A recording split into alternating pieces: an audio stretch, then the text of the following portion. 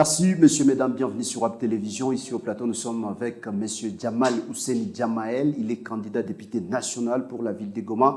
Ici au plateau, nous allons devoir revenir avec lui dans différentes actualités qui ont marqué la ville de Goma, plus précisément dans la partie est de la République démocratique du Congo. Ici, comme vous le savez, vous avez appris à travers notre chaîne de télévision WAB Info TV qu'il y a eu des forces rwandaises, un groupe armé qui s'est créé dans le Rwanda pour devoir faire face à M. Paul Kagame et son régime. Il s'agit bien des forces rwandaises pour la République et la démocratie, FRD, un groupe armé donc qui vient de voir les jours au Rwanda.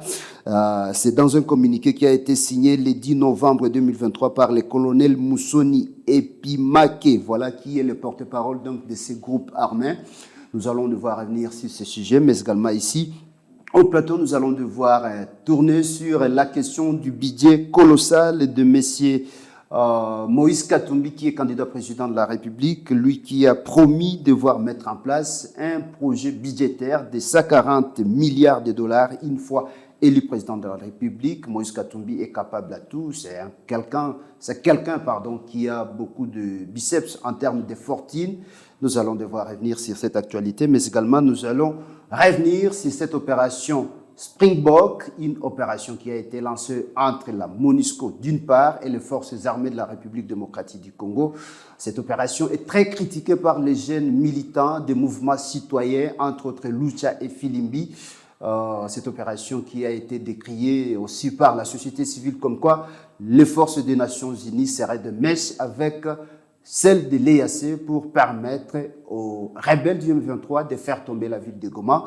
Et enfin, nous allons devoir revenir sur cette réunion stratégique d'hier entre les candidats députés, les candidats présidents de la République, qui se sont réunis pour devoir signer un cahier de bonne conduite, ou soit la charte de bonne conduite. C'était au bureau de la CENI. Malheureusement, cette activité qui a été reportée à une date ultérieure, vous les avez suivis. On note une photo historique de tous les candidats. Ça n'arrive pas tous les jours, mais également cette main historique, cette coup de poignet de main historique entre les candidats Martin Fayoulou, mais également Félix Tshisekedi. Il y a eu l'opposition aussi qui est en train de pouvoir se regrouper en Afrique du Sud pour faire sortir une candidature commune. Voilà un peu les quelques sujets que nous allons devoir brosser ensemble avec Monsieur Djamal Ouseni, qui est candidat député national, comme je l'ai souligné. Bonjour et bienvenue, Monsieur Djamal. Bonjour, messieurs les journalistes. Quelle est l'idée générale que vous avez vis-à-vis de cette actualité que je venais de vous énumérer? Non, d'abord, je tiens à vous remercier pour cette invitation. Merci. Et que j'ai tenu personnellement à honorer, et surtout à soutenir la chaîne Web TV Info. Merci. Et au vu de tout le point que vous venez le point d'actualité, les sujets d'actualité, qui sont tous autant qu'ils sont très pertinents. Et j'espère que les auditeurs de Web TV seront très satisfaits du contenu de cette émission, car nous allons aborder des sujets qui tous sont très importants.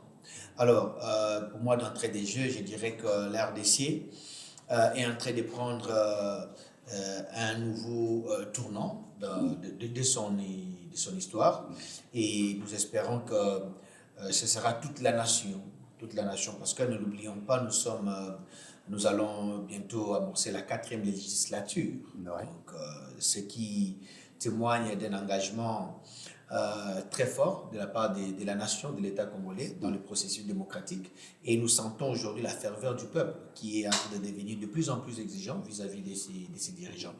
Et aussi sur le plan régional, nous connaissons tous le méandre des situations sécuritaires dans la région. Après 1994 jusqu'à ce jour, c'est une région qui est très instable par le fait d'un individu, d'un système incarné par un individu, mais notamment M. Paul Kagame, président du Rwanda. Alors, avec ce qui se passe dans le Rwanda, nous pensons que nous allons devoir l'analyser avec froideur, sans sentiment, tout en restant le plus objectif que possible. Voilà. L'actualité l'oblige, nous sommes en République démocratique du Congo, nous allons devoir commencer par la question d'hier, l'activité d'hier. Vous savez, tous les 26 candidats présidents de la République ont été reçus par la centrale électorale. Voilà, ils étaient tous devant Denis Kadima. Il y a eu cette poignée de main entre Martin Fayoulou et Félix Tshisekedi, ça n'arrive pas tous les jours, mais également il y a eu cette photo historique. Malheureusement, tous les candidats n'ont pas pu signer la charte de la bonne conduite. Cette activité a été reportée à une date ultérieure, donc c'est-à-dire après une semaine. Je ne sais pas quelle est l'analyse que vous faites vis-à-vis de l'activité d'hier. D'abord, c'est une première. Aujourd'hui, je suis en train de sentir qu'il y a beaucoup de choses positives qui sont en train de s'ajouter dans notre démocratie. C'est notamment la volonté du président Félix Tshisekedi, qui est le président en exercice, de se conformer pratiquement à la loi, ce qui n'était pas le cas de son prédécesseur, Joseph Kabila, qui lui, c'était un homme qui vivait sur une autre planète, qui n'était soumis à aucune loi, il pouvait venir ou pas. Donc c'est d'abord qui est une très très bonne chose. En fait, la fameuse main, moi je ne trouve pas une importance capitale à ce stade ici. À ce stade ici, c'est juste des personnes qui se retrouvent dans une même salle, dans un même cadre. Et puis, le président Félix Tshisekedi n'a pas que serré la main. À Martin Fayoulou. Mais si le plan communication, excusez-moi, c'est un grand signe et on suppose que nous, étant experts en communication, Martin Fayoulou a perdu de pédale par le fait que Félix Tshisekedi a profité de cette occasion pour les saluer, les voir, les parler. Ça n'arrive pas tous les jours, c'est là juste à la fin de son mandat. Est-ce que nous pouvons considérer les noms de tous les candidats qui étaient là? Oui. Mais ce Félix Tshisekedi ne l'a fait que vis-à-vis de Fayoulou? Je pense que non. D'ailleurs, nous abordons cette deuxième question. Est-ce que nous espérons qu'après une semaine, il y a l'opposition qui s'est réunie en Afrique du Sud pour devoir définir une candidature commune? Vous y croyez? Est-ce que ça va tenir au vu des péripéties actuelles? Non, en fait, notre système électoral étant fait tel qu'il est, il est de l'intérêt en fait de l'opposition d'avoir un candidat commun. Il est de l'intérêt de l'opposition. Maintenant, qui sera cet élu qui va porter la charge? Moi, je doute fort que ce soit M. Fayoulou encore. Et certaines langues sont en train de plébisciter d'avance déjà M. Katumbi, du fait de son indépendance ou de sa force financière. Mais je doute fort que M. Moïse Katumbi puisse faire l'unanimité parce qu'il a tellement des insuffisances à titre individuel. Mais il a une base, une majorité parlementaire en termes de députés qu'il a alignés. Si nous pouvons les considérer par rapport aux autres candidats, il est bien positionné. Il est dans les balotages favorables. Entre autres par ces facteurs-là, notamment le nombre de députés qu'il a pu aligner dans la législature 2018-2023. Il est pratiquement le seul à avoir une telle base. Et aussi, il part favori dans ce sens qu'il a pu au moins, lui, aligner pratiquement, il a atteint les seuils parlementaires, en termes de députés de la législature. De la présente législature. Donc, les seuils de recevabilité, même de la liste d'ensemble, ils ont pratiquement atteint les 100%, ce qui est une très bonne chose par rapport aux autres. Prenons le cas de M. Fayoulou, qui lui n'a même pas aligné des candidats députés nationaux. Donc ça pose un problème. En fait, Moïse Katumbi part favori, mais il a des insuffisances. Il a des insuffisances très très sérieuses au niveau de la personne en elle-même. Naturellement, un président de la République, c'est un système, c'est une institution. Allais-je dire, c'est tout un système qui va se mettre en place autour de lui. Et j'espère que si on les choisissait, ça pourra donner un peu plus de force en fait, à l'opposition, s'il faut être honnête avec nous. Monsieur Jamal, est-ce qu'on peut croire que demain après-demain, après une semaine, on aura une candidature commune de l'opposition quand on voit un poids lourd comme Mukwege, Matata Ponyo, je ne sais pas, Martin Fayoulou, mais également Moïse Katumbi. D'une part, Martin Fayoulou a de l'expérience du fait qu'il a déjà été au présidentiel de 2018, voilà. Katumbi a de l'argent, il a tout ce qu'il faut, le moyen nécessaire, mais de bagages, c'est ce qu'on est en train de mettre, ce qui crée des doutes, voilà. Mukwege qui vient juste comme prix Nobel, voilà, un éminent docteur, gynécologue. Matata Ponyo aussi qui a de l'expérience, il y a aussi Délice Sanga. Est-ce que l'opinion congolaise peut devoir espérer vraiment à une candidature commune pour ne pas vivre le scénario de Général? En fait, je l'ai déjà dit, c'est dans l'intérêt de l'opposition d'avoir un candidat commun. Alors, ils doivent se regarder droit dans les yeux et lever les options. Et nous espérons que dans une semaine, ils vont nous présenter un candidat. Parce que dans l'ordre actuel des choses, si ils partaient tels qu'ils sont aujourd'hui, affronter M. Félix Tshisekedi, Ils n'ont pas de chance. ils n'ont pas de chance. Alors, on espère qu'ils trouveront le meilleur candidat qui fera l'unanimité parmi eux. Et moi, je pense que Moïse Katumbi est mieux parti. Voilà, Moïse Katumbi est mieux parti. Voilà, il a promis, il a un projet budgétaire de 140 milliards de dollars. Ça n'arrive pas tous les jours. C'est que Moïse Katumbi est en train de promettre. Une fois élu président de la République, vous croyez que vraiment, ce n'est pas de la démagogie, vrai ou faux, on peut y croire, 140 milliards de dollars. Ce n'est pas des discours de propagande. Je pense qu'en fait, il faut placer ça plus dans la propagande, en fait. Vous savez, Moïse Katumbi a été gouverneur du Grand Katanga, la province la plus riche de la RDC en termes de ressources, en termes de superficie, en termes aussi chaos. Dans un état d'élabrement. Très avancé. M. Moïse Katumbi a été de ceux-là qui ont dépêché les cadavres de la Gécamine. M. Moïse Katumbi, c'est un dangereux. À l'époque d'Albert Yuma. M. Moïse Katumbi, c'est un homme d'affaires du sang. Il a tout d'un homme d'affaires, mais il n'a rien d'un politique. Mais la politique, il n'y a pas quand même une école pour la politique, c'est du leadership. Heureusement que vous abordez cet angle, les choses dans cet angle-là. Vous savez, Moïse Katumbi n'a pas l'étoffe d'un homme politique. Vous savez, quand Dieu crée les humains, il leur donne de potentialités. C'est ce qu'on appelle le talent latent. Vous voyez quelqu'un comme Olivier Kamitatou. Olivier Kamitatou, c'est un politique né. Il a ça dans lui. Il est ça. Tandis que Moïse Katumbi n'est pas politique. Raison pour laquelle Moïse Katumbi est incapable de tenir un discours cohérent, même pendant 10 minutes.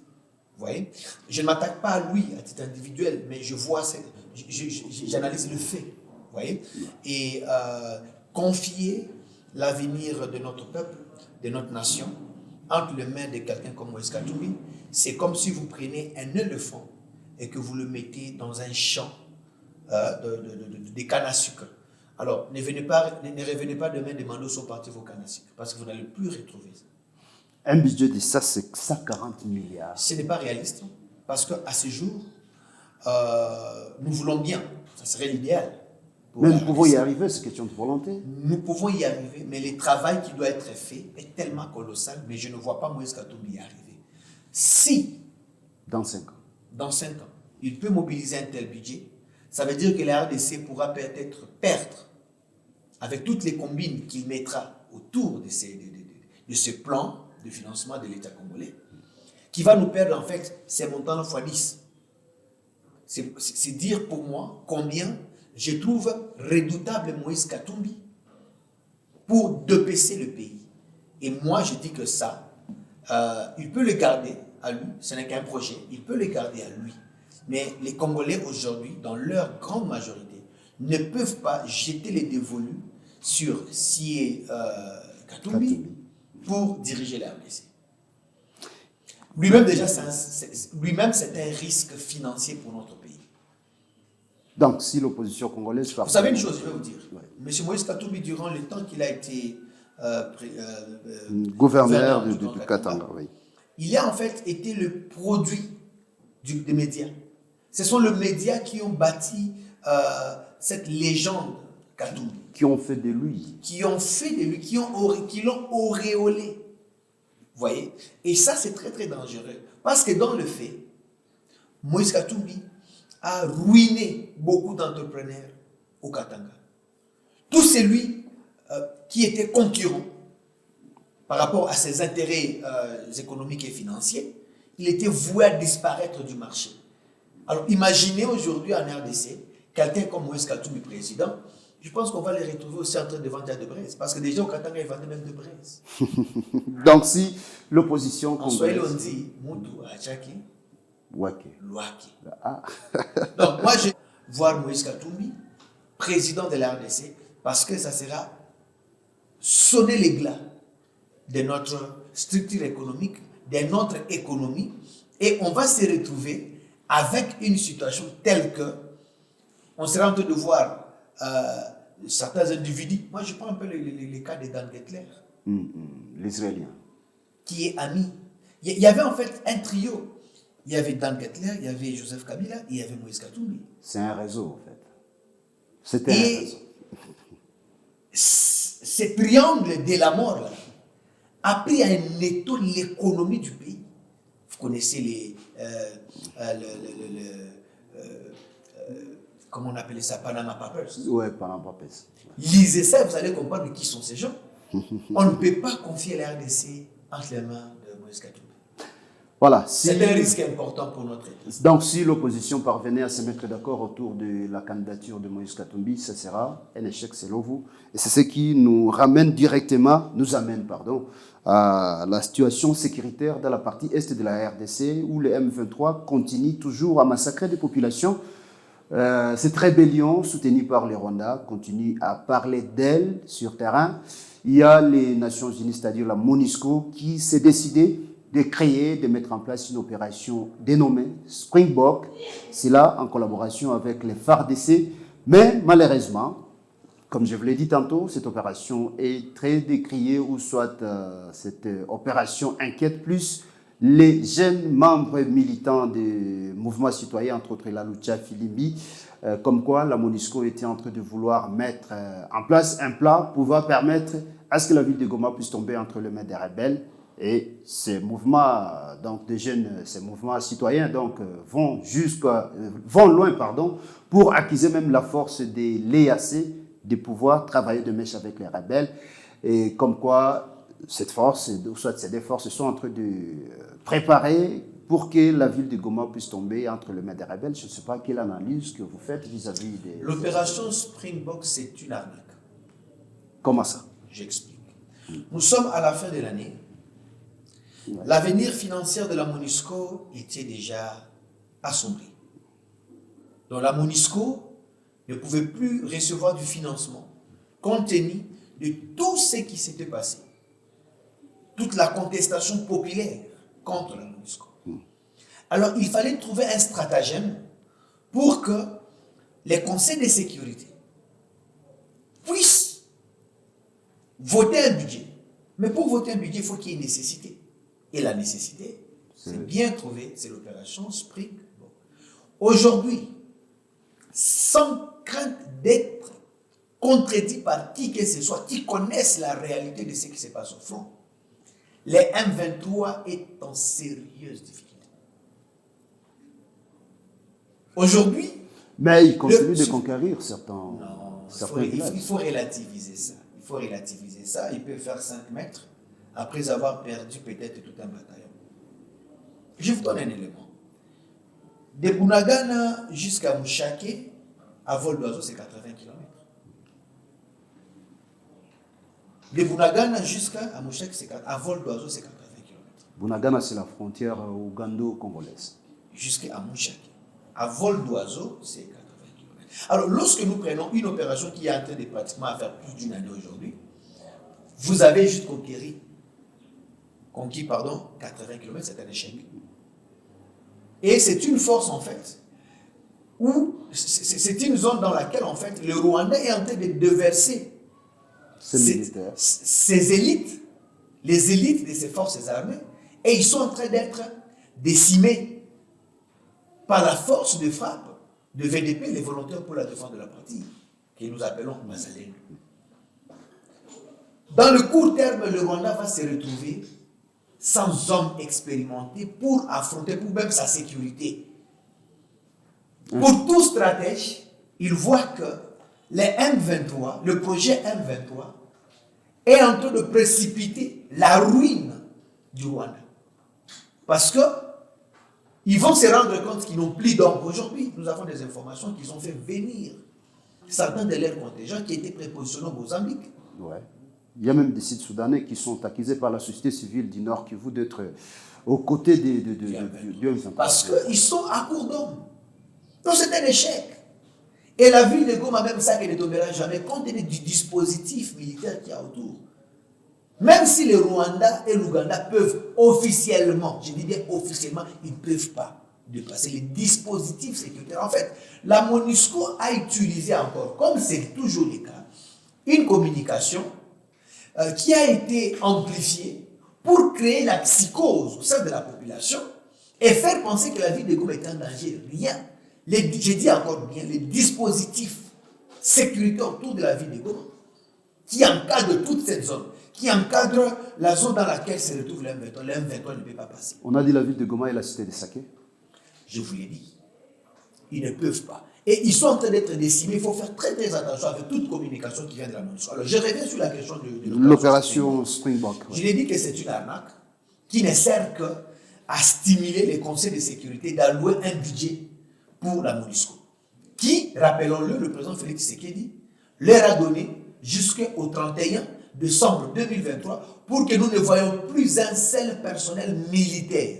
Et que tout ce qui va rester de la MONUSCO, ce seront le personnel civil qui vont travailler pour le départ, pour achever le processus de retrait de la force des Nations Unies en RDC. Car, comme nous l'avons déjà dit, nous, le peuple congolais, c'est une force qui, pour nous, est inutile. Voilà. Donc, c'est une arnaque. Tout ce qu'ils ont eu à organiser comme communication, en fait, nous avons vu des photos, c'est un peu comme s'ils étaient en train de faire des scénarios d'Hollywood. Donc, ils peuvent garder ça. Que nos jeunes de la Lucha, Philippe et autres, c'est calme, il n'y a rien. Mais ce que nous revendiquons, jusqu'à aujourd'hui, c'est que les familles qui ont perdu les leurs dans les contestations contre la MONUSCO puissent être dédommagées par les Nations Unies. Nous attendons ça des Nations Unies. C'est possible? Ils doivent, c'est une obligation. C'est une obligation morale pour les systèmes des Nations Unies. Parce que leur rôle, c'est protéger la population et non tuer la population. Mais une autre question, je ne sais pas, en rapport toujours avec l'opération Springbok, ces jeunes-là, les militants des mouvements citoyens, ont accusé la MONUSCO de leur faiblesse depuis qu'il y a eu résurgence du M23, comme quoi la MONUSCO avait déclaré, je cite, elle ne dispose pas des moyens nécessaires pour affronter cette rébellion, car cette dernière disposerait des armes très sophistiquées de dernière génération. Aujourd'hui, c'est déjà un paradoxe de voir encore la MONUSCO revenir sur le front pour devoir apporter soutien aux FARDC. Est-ce que la MONUSCO dispose déjà des armes tactiques pouvant maintenant affronter les M23 actuellement? Ce sont là des différentes questions qui sont en train d'être posées dans l'opinion publique, beaucoup plus de la part de cette jeunesse, ou soit des militants des mouvements citoyens. Commençons par nous poser la même question et nous la recadrons dans les cadres spatio-temporels du moment où M. Antonio Guterres a déclaré sur France 24 et en bon français que les M23 étaient une armée professionnelle. Et lorsque les journalistes lui posent la question de savoir d'où venaient les armes du M23, alors que les groupes d'experts des Nations Unies avaient déjà statué clairement la provenance de toute forme de soutien logistique, financière et même en termes de renseignement venant du Rwanda, mais M. Antonio Guterres, qui est un pote de Paul Kagame, a été incapable de citer le Rwanda. Plaçons-nous dans ces cadres-là, temporaires. Est-ce qu'à ce temps-là, la MONUSCO n'avait pas suffisamment d'armes ou de logistique pour faire face au M23? Je pense que la question elle est non. Donc, la MONUSCO vit d'une communication, je dis bien vivre d'une communication ambiguë, qui justifie sa présence ou sa mission en auréolant ou en amplifiant même les problèmes. Vous voyez? Et c'est une question de com. C'est pourquoi vous avez dit ici, vous-même, la communication c'est un couteau à double tranchant. Donc, ce n'est que tout ce que fait la MONUSCO. Et aujourd'hui, nous, le peuple congolais, nous sommes engagés. Et nous continuons à exiger le départ pur et simple, parce que nous avons déjà connu les jeux de la MONUSCO, nous avons compris les modes opératoires, et nous demandons à ce que cette force parte. L'opération Springbok n'a pas lieu d'être. Et moi, aujourd'hui, j'aimerais vous dire une chose. Il faudrait qu'aujourd'hui, la RDC puisse intérioriser la doctrine de l'internalisation de sa politique de défense. Ça veut dire ceci. La RDC ne peut pas compter ni sur la force des Nations Unies, ni sur la force de l'IRC, ni de la SADC. Elle doit compter sur ses propres ressources et investir dans son armée, dans ses services de sécurité, et surtout dans le cadre du décret loi sur instituant la réserve de l'armée, investir dans la réserve de l'armée. Parce que ça, ce sont des Congolais qui ont le devoir sacré de verser leur sang, qui sont liés par l'article 64 de notre Constitution. Tu veux assez que tout citoyen congolais ou citoyenne congolaise puisse faire échec à tout celui qui voudrait exercer une autorité ou le pouvoir en violation de loi de la République. Les cas de groupes armés, dont le M23, les Codeco, les ADF Nalou et d'autres groupes Maïmaï qui ne sont pas dans l'obédience aujourd'hui de la vision que nous avons pour défendre la RDC.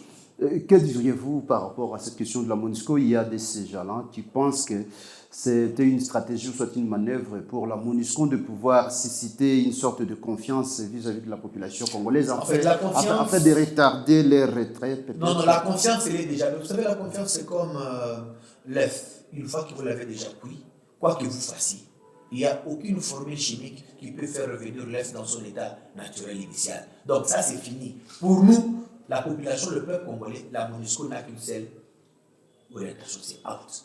Et l'EAC? La force de l'EAC, en fait, elle, aujourd'hui, elle constitue un problème. Je vous donne un exemple.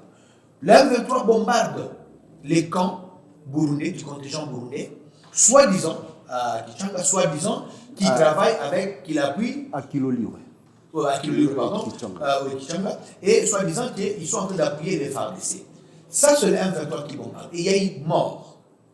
Tandis que de l'autre côté, nous n'avons jamais vu le M23 bombarder les contingents kenyans, ni ougandais, ni sud-soudanais. Ça veut dire qu'aujourd'hui, il y a une rupture de confiance, même au sein même du contingent dans son ensemble, de l'EAC. Ce qui fait qu'aujourd'hui, nous, par exemple, le peuple congolais, il faudrait qu'on puisse s'occuper du contingent kenyan. Parce que les contingents, en fait, kenyans, protègent. Les contingents burundais, alors? Je dis les contingents kenyans protègent l'M23 contre toute attaque. Vous avez vu lorsque les patriotes ont attaqué l'M23, nous avons vu le contingent ougandais s'interposer et tirer sur les patriotes. Donc ça veut dire quoi? Ils les ont protégés. Le jeu est clair. Aujourd'hui, la force de l'EAC doit quitter la RDC. C'est une nécessité parce qu'aujourd'hui, la force de l'EAC constitue le problème. Ils sont constitutifs du problème sécuritaire appuyant l'M23. Donc pour nous, la force de l'EAC, ce sont nos ennemis. Ce sont les ennemis du peuple congolais. Et que cela soit su et connu de tous les Congolais. Et aujourd'hui, nous n'attendons qu'une seule chose. C'est qu'on puisse nous donner les go-ahead pour que nous puissions mettre fin à cette aventure de l'EAC derrière l'M23. C'est ce qui nous envoie d'ailleurs à notre dernière information. Il y a au Rwanda une force armée négative, c'est comme ça qu'on l'appelle d'ailleurs, c'est un groupe armé, voilà, qui a eu naissance, ou soit qui a vu le jour au courant de cette semaine, c'était le 10 novembre 2023. Il s'agit bien des forces rwandaises pour la République et la démocratie, FRD, un groupe armé donc qui a vu le jour, c'était au Rwanda pour devoir faire face à M. Paul Kagame et l'ensemble de son régime. Ces groupes armés, donc, c'est là est paru dans un communiqué signé le 10 novembre 2023 par le colonel Musoni Epimac, voilà, il est le porte-parole, donc c'est colonel Musoni. Les FRD, qui portent également le nom de Ingabozarubanda, voilà. C'était donc dans une déclaration faite au courant de ces mois, voilà, au courant de cette semaine, pardon. Jamal, vous croyez qu'un groupe armé au Rwanda, possible ou pas, vrai ou faux, une diversion, une simulation de la part de Kigali, sachant que le président Paul Kagame dispose de toutes les manœuvres, soit de toutes les stratégies pour amener l'opinion internationale et nationale à une simulation, soit un jeu de fiction, théâtre, réalité? Moi, j'aimerais ici, en fait, vous faire voir une chose. Vous avez reconnu à M. Kagame, au vu de tous ces actes, les actes qu'il a commis dans la région, l'atrocité qu'il a commis dans la région, vous l'avez reconnu, la superbe d'être capable de tout. Mais moi, je n'aimerais pas m'attarder sur la question de ces mouvements. Parce que, comme vous l'avez dit, seul l'avenir nous dira ce qu'il y a. Mais nous avons toutes les possibilités. Mais moi, j'aimerais en fait ici aborder la question sous l'angle du bien de cette nation, de ces pays voisins, qui est le Rwanda et son peuple. Vous savez, aujourd'hui, le peuple rwandais se pose beaucoup de questions. Moi, je me pose une question sur eux. Quel sera l'avenir de ce peuple une fois que le régime tombe? Kagame va mourir. Il y aura son successeur, peut-être. Est-ce que son successeur va continuer à maintenir La même idéologie. la même idéologie et la même peur, la même torpeur? C'est quasi impossible parce que récemment, on a eu Oui. sur la déclaration de James Kabarebe qui s'inquiétait des gens de la façon dont le peuple rwandais n'est pas aimé dans l'Afrique centrale. C'est l'angle dans laquelle je vais aborder. Ce qui justifie en fait, ce qui fait en fait qu'il y a une nécessité pour que le Rwandais aujourd'hui puisse se libérer. Parce qu'en fait, ne vous en faites pas, ne vous trompez pas, le Rwanda c'est une prison à ciel ouvert. Ok. Où la population vit dans la peur de manière permanente. Et dans la misère. Bleu. C'est un peuple qui souffre. Et s'il y aura des Rwandais qui prennent conscience de l'avenir, de leur avenir, et qui disent qu'ils prennent les armes pour combattre ces tyrans qui n'a fait que trop tyranniser ce peuple, ça ne sera qu'une bonne chose. Pas pour nous, la RDC, parce que nous n'avons rien à voir avec ça, mais pour eux-mêmes, pour cette nation, pour ce pays, pour cet État et pour ce peuple. C'est pour eux qui vont le faire, pas pour nous. Le peuple se libère. Alors si les Rwandais peuvent prendre le courage en main et dire nous allons combattre ces tyrans, ce n'est qu'une bonne chose pour eux. Je souligne encore, c'est pour eux qu'ils le font, ils ne le font pas pour les Congolais. Nous les Congolais, nous avons notre formule. Et notre formule, c'est vaincre militairement le M23 et tous ceux qui se cachent derrière. Et nous allons le vaincre parce qu'aujourd'hui, nous avons une détermination très forte du peuple congolais à travers le réserviste, à travers le VDP, les volontaires pour la défense de la patrie, ce qu'on appelle en Swahili les Wazalendo. En ce qui concerne ce qui se passe au Rwanda, quelle que soit la formule, cela ne nous concerne pas, nous, Congolais. Ça, c'est leur problème interne qu'ils doivent régler entre eux, Rwandais, chez eux, au Rwanda, avec ceux-là qui ont pris les armes contre le pouvoir de Paul Kagame. Qu'ils règlent ces problèmes-là chez eux, mais pas chez nous. Très bien. Nous allons régler le problème parce que nous avons la formule. Et nous sommes en train d'appliquer cette formule, et cette formule marche bien. Aujourd'hui, quand il s'agit de VDP face au M23, le M23 ne tient même pas debout. Ce qui est une bonne chose. Ce qui se passe au Rwanda, que les Rwandais, c'est une mascarade, c'est leur problème. C'est une réalité, c'est leur problème. C'est une fiction, c'est leur problème. We don't care.